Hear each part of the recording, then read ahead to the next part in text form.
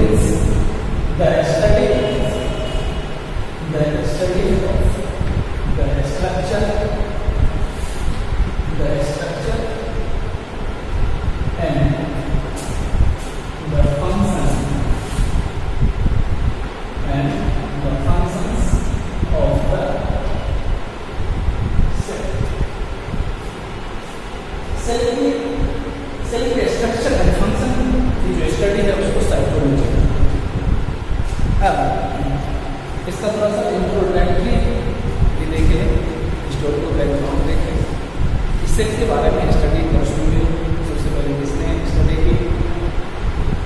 तो माइक्रोस्कोप के इन्वेंशन के साथ ही सेल की स्टडी बढ़ती चली गई। अब देखिए, सबसे पहले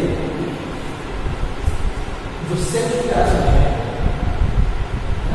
सेल दिया गया था रॉबर्ट हुक के द्वारा 1665। मीन्स सेल को जो खोजा गया और सेल को शब्द दिया गया उन्होंने भी, तो ये शब्द दिया गया था रॉबर्ट हुक। तो रॉबर्ट हुक और उससे भी पहले हम लोग देखेंगे कि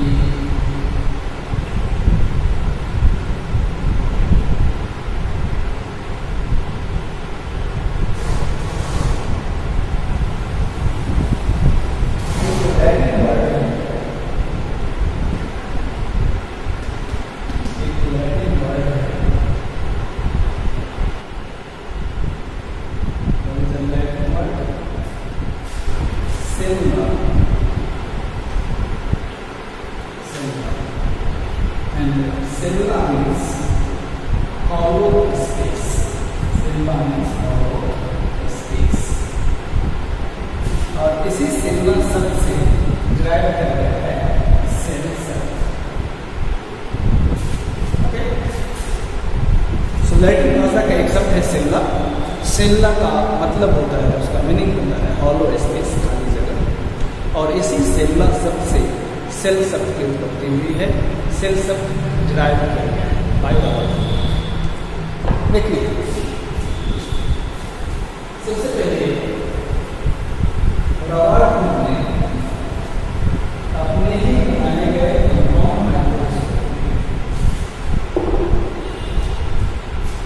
तीन slides of bottle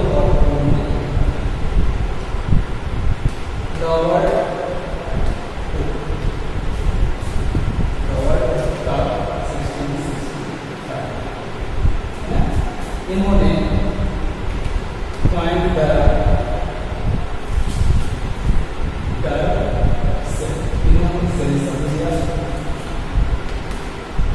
discovered cell है ना। क्या देखना है हमें? Observe a thin slice of bottle cork है ना। ये bottle cork क्या होता है? वुड है, हल्की लकड़ी का बना होता है बोतल को कवर करने के लिए। खास करके जो लैब होते हैं, केमिस्ट्री लैब, उसमें देखेंगे बोतल का जो कवर होता है वो किससे बना होता है? हल्की लकड़ी से बना होता है, वही है बोतल कॉर्क। तो बोतल कॉर्क का एक पतला धागा होने का एक स्लाइस काटा और उसको माइक्रोस्कोप में ऑब्जर्व किया। ऑब्जर्व करने के बाद क्या मिला उन्हें? तो उन्होंने देखा कि number of hexagonal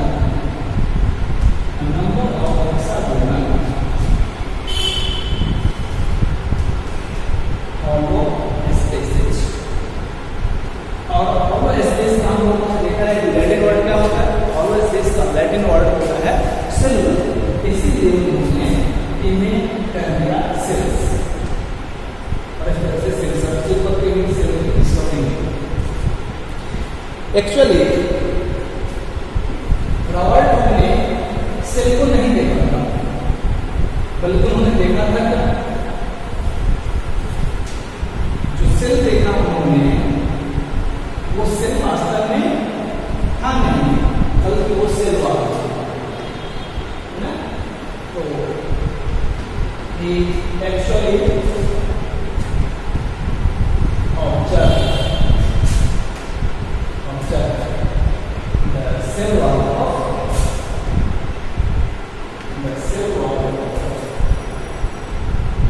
their plant cells। उन्होंने dead plant cells की सेल वॉल को देखा।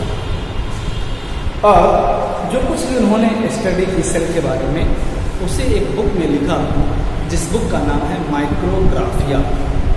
सो उन्होंने एक बुक लिखी थी माइक्रोग्राफिया, उनकी बुक का नाम है Micrographia. What is Micrographia? It is a book written by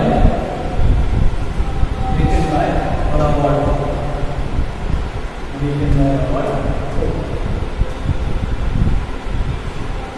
इसमें उन्होंने क्या किया है? In this book, he has pointed about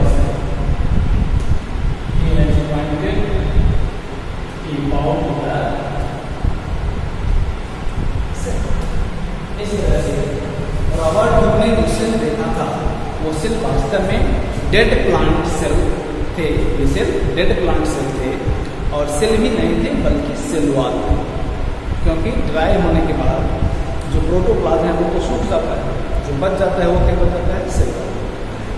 तो उन्होंने सेल वॉल में आगे चल करके एक दूसरे साइंटिस्ट आए जिनका नाम था ल्यूवेनहॉक। और ल्यूवेनहॉक ने सबसे पहले लिविंग सेल को देखा था while observing pond water.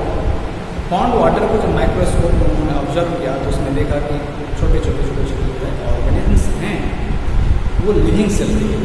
Unicellular organ को देखा उन्होंने, और यूनिसेलर ऑर्गेन जैसे प्रोटोजोआ वगैरह है उसको देखा था। तो उन्होंने सबसे पहले लिविंग सेल को देखा। लिविंग सेल को देखने वाले फर्स्ट साइंटिस्ट कौन हुए? ल्यूवेनहॉक।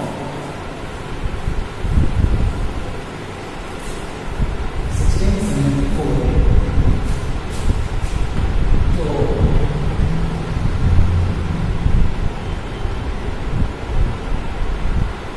ल्यूवेनहॉक 1674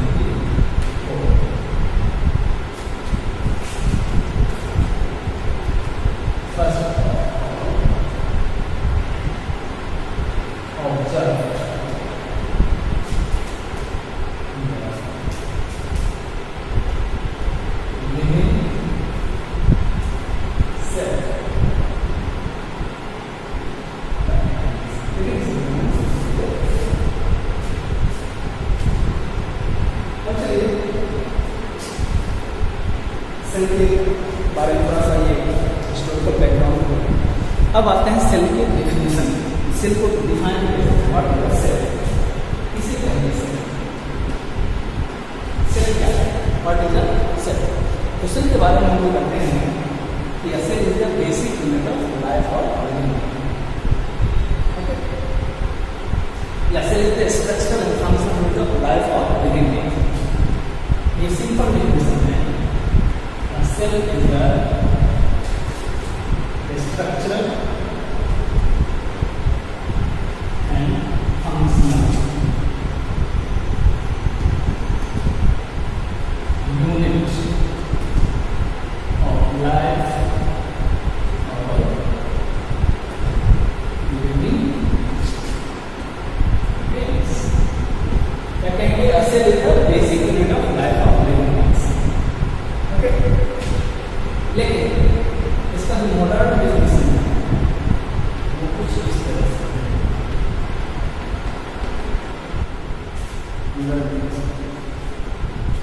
ये कहता है कि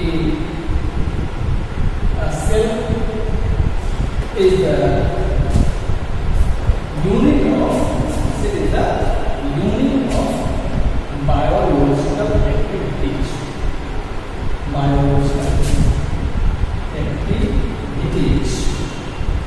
covered by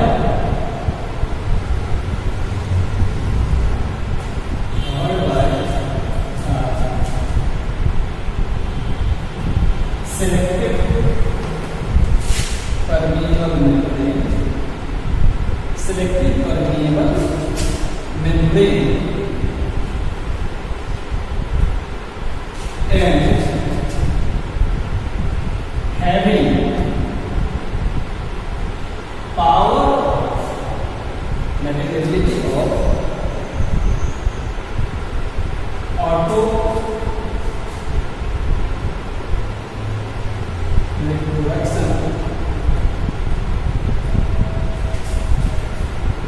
in a medium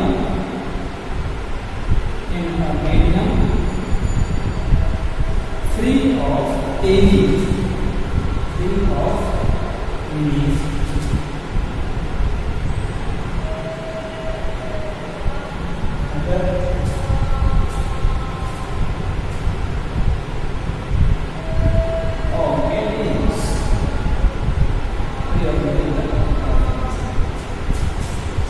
कहने का मतलब है कि cell is the unit of biological.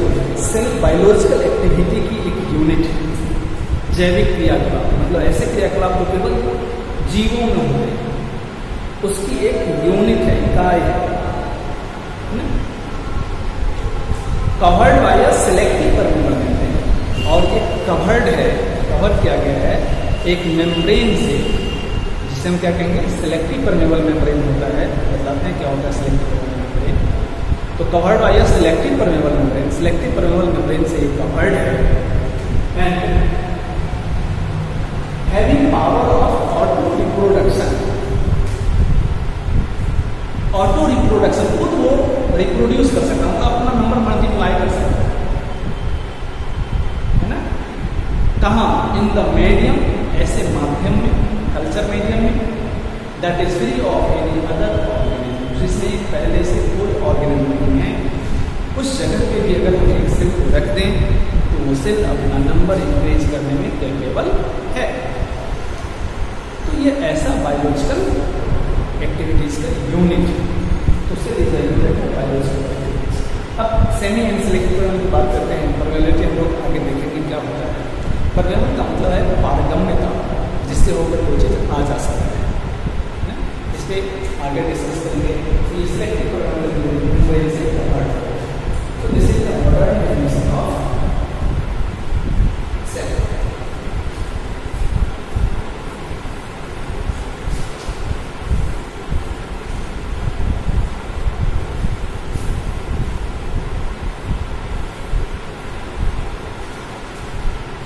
अब आइए देखते हैं सेल।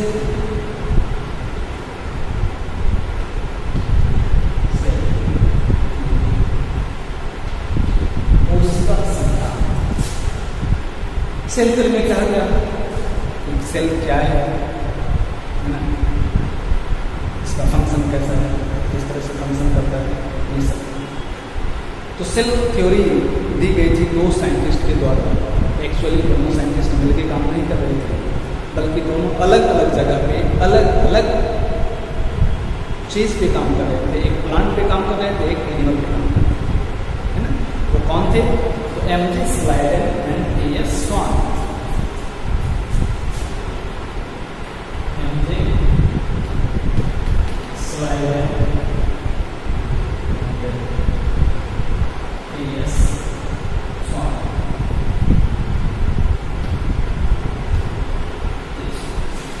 इसमें से एक जो है ये जर्मन बॉटनिस्ट थे, जर्मन बॉटनिस्ट थे, और दूसरे ब्रिटिश जूलॉजिस्ट। इन्होंने 1838 में और इन्होंने 1839 में सेंचुरी दी थी। Okay, so cell theory was given by M.J. Slater and E.S. Swan, given by whom? These two scientists। इन दो साइंटिस्ट ने सेल थ्योरी दी थी। सेल थ्योरी में उन्होंने कहा क्या था? क्या अब है कि साइंस में जो काम पहले कोई लोग करते थे तो उन्हीं के नाम से हो जाता है। अब यहाँ हम लोग देखते हैं कि एक ने दिया था 1838 में, दूसरे ने 1839 में।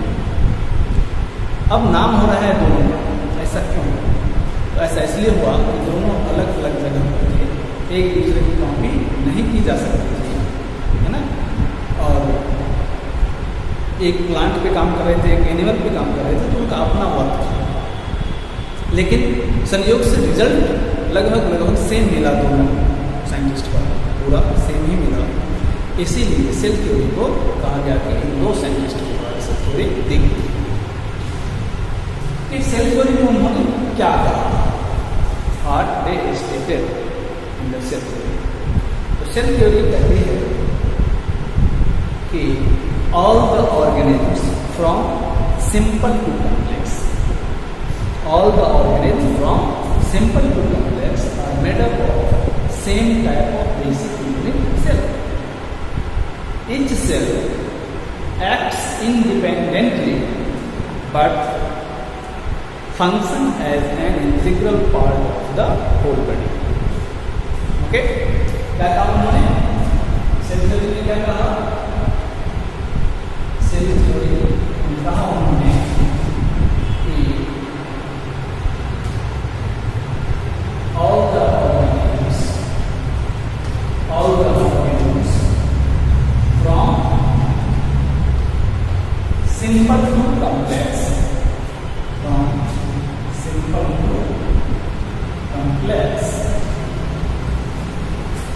are made of the same type of fundamental unit cell.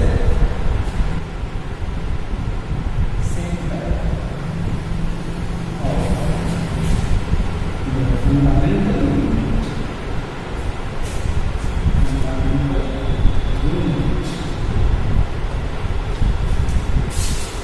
cell.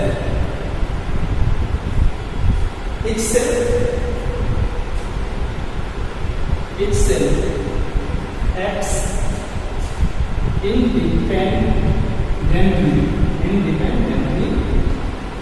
but function as an integral part of the whole body.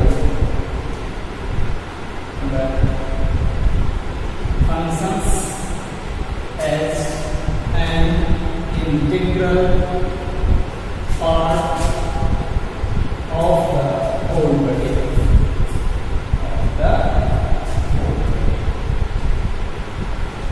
यही से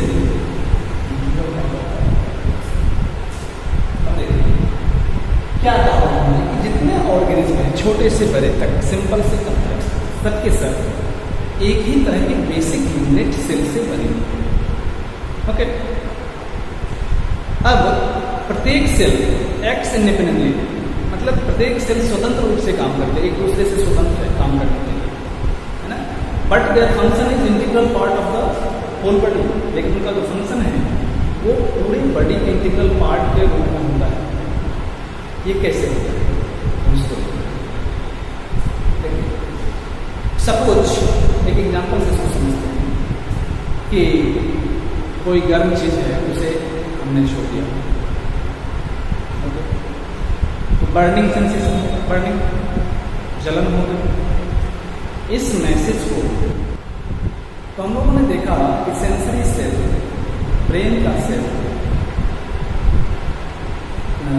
मोटर न्यूरॉन, मसल सेल, ये सब अपना अपना काम कर रहे हैं, सब के सब अपना अपना काम कर रहे हैं, लेकिन बॉडी का एक काम हो रहा है, क्या? प्रोटेक्शन फ्रॉम बर्निंग, बर्निंग से प्रोटेक्शन। तो बॉडी का ये क्या हुआ? एक काम है ना। तो जितने सेल का फंक्शन हुए वो क्या हुआ? एक एक पार्ट के रूप में हुआ, इंटीग्रल फॉर्म, अभिन्न अंग के रूप में हुआ। किसी की अगर लैकिंग हो जाएगी तो बॉडी का ये प्रोटेक्शन का काम नहीं हो सकता। तो सब अपने आप में स्वतंत्र है काम करने के लिए, लेकिन सबका जो फंक्शन है वो बॉडी के इंटीग्रल पार्ट के रूप में फंक्शन होता है। ठीक है, कह सकते हैं कि sum total of the function of cells is the function of the body. तो ये सेल थ्योरी है, लेकिन ये सेल थ्योरी कंप्लीट नहीं है। क्यों कंप्लीट नहीं है? कंप्लीट इसलिए नहीं है क्योंकि इसमें ये कहीं नहीं बताया गया कि कोई नया सेल कहाँ से बन सकता है, न्यू सेल एराइजेस, इसकी चर्चा नहीं है। ठीक है, तो आगे चलते हुए एक दूसरे साइंटिस्ट को आए, रुडोल्फ वर्चो। रुडोल्फ वर्चो 1855 में, ना, इन्होंने दिया था एक थ्योरी जिसका नाम है cell lineage theory. Cell lineage theory. अब सेल लिनिएज थ्योरी क्या है? सेल लिनिएज थ्योरी है omni cellular e cellular, omni cellular e cellular. उन्होंने अपने पास लिखा ओमनी सेलुलर ई सेलुलर। अब इसका मीनिंग क्या होता है? यही है सेल लिनिएज थ्योरी। अब इसका मीनिंग क्या होता है वो देखें। Meaning, what is the meaning? तो देखिए इसका मीनिंग होता है कि each cell arises from a pre-existing cell, from a pre-existing cell, है ना। पहले से जो सेल मौजूद है, जो पुराना सेल है उसी से नए सेल के उत्पन्न होते। एक्चुअली उन्होंने माइक्रोस्कोप में जब सेल की स्टडी की, और भी जब माइक्रोस्कोप डेवलप माइक्रोस्कोप आ गया, इलेक्ट्रॉन माइक्रोस्कोप हो गया, तो उन्होंने देखा कि जब माइक्रोस्कोप से उन्होंने परिस्थितियों को ऑब्जर्व किया तो देखा कि एक सेल है, उसी सेल से डिवीजन होकर के, है ना, दो नए नए सेल उत्पत्ति हो रही है ना। तो उन्होंने क्या देखा कि प्री एग्जिस्टिंग जो सेल है, पहले से सेल मौजूद है, उसी से डिवाइड होकर के डिवीजन के प्रोसेस से दो नए सेल की उत्पत्ति हो रही है। और उन्होंने थ्योरी दे दी omni cellular e cellular, that is each cell arises from a pre-existing cell. This is the cell lineage theory. तो इस तरह से सेल थ्योरी कंप्लीट हुई। अब अगर हम एक्सप्लेनेशन देखें सेल थ्योरी की, जो इंग्लिश लाइब्रेरी स्वान के द्वारा दी गई थी, तो उसे हम सिंपल वर्ड्स में क्या कर सकते हैं, उसका एक्सप्लेनेशन क्या हो सकता है?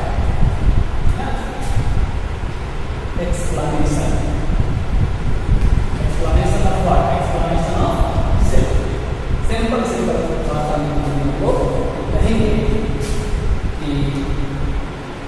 cell is the structure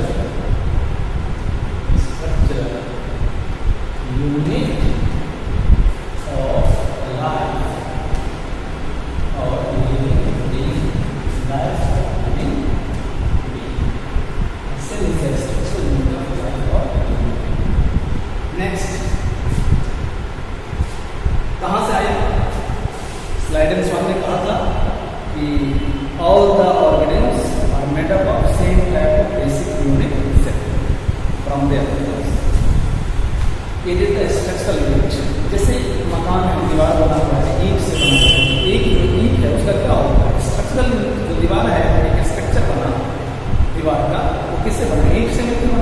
तो ईंट उसकी क्या है? एक इकाई है। इसी तरह से जो पूरा बॉडी है किसी भी ऑर्गेनिज्म का, वो बना हुआ है किसी में सेल से मिलकर बना, बहुत सारे सेल लगे हुए हैं, तो एक सेल उसका क्या होगा? यूनिट हो गया।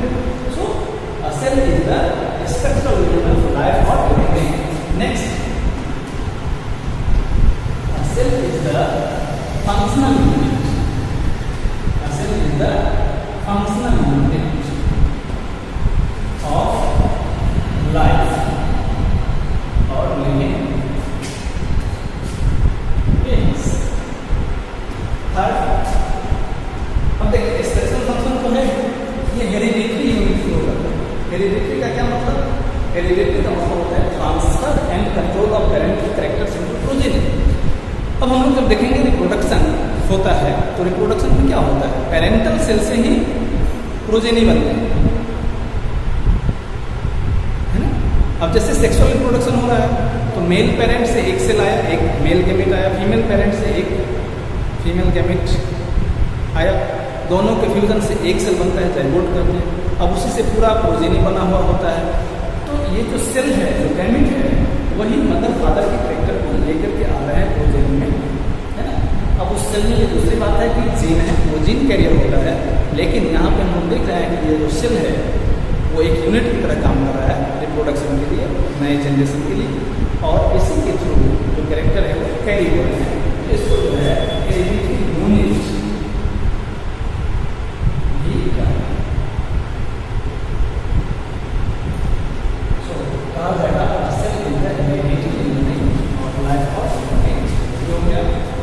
फोर्थ, अब देखिए कि फंक्शनल यूनिट जो करते हैं, इसका मतलब sum total of the functions of all the cells is the function of the whole, है ना। उससे यही है, निकल के आता है कि cell is the functional unit. उसका अगर अधिक एक्सप्लेनेशन करेंगे तो हो जाएगा कि the sum total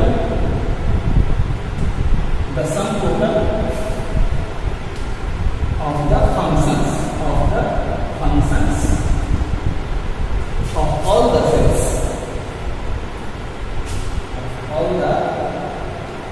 cells, is the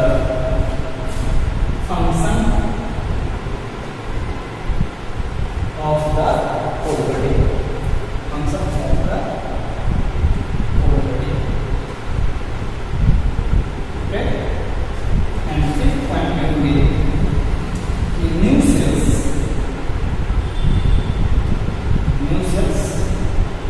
form